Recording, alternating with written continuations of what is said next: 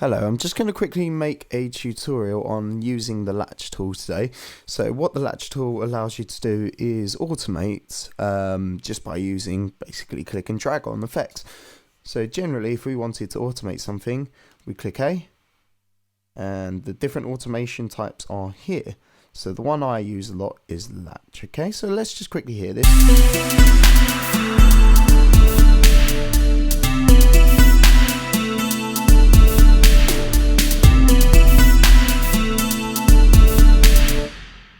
Okay, that sounds fine, but what I want to do is basically make a filter with the EQ just coming in, so something like this.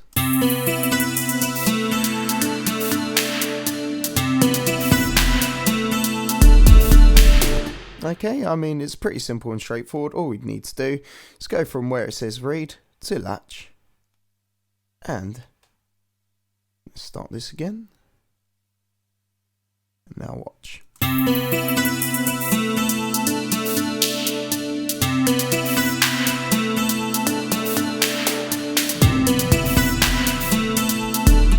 Okay, let's hope that's a bit smoother than it looked. Okay, if we ever get anything like that, all we need to do is just double click where the random points are and it makes it smoother for us. And here we go.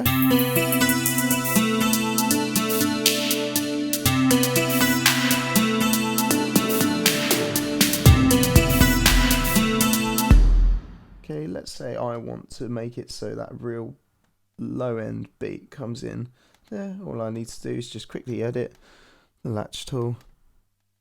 There's probably quite a few little dots there. Let's get rid of those. And there we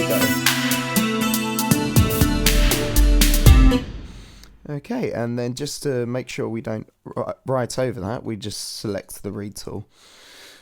And there we go, that will be automation done, and that will also apply, let's say for example the reverb, we want to put up really high and make it come less and less as the track goes on.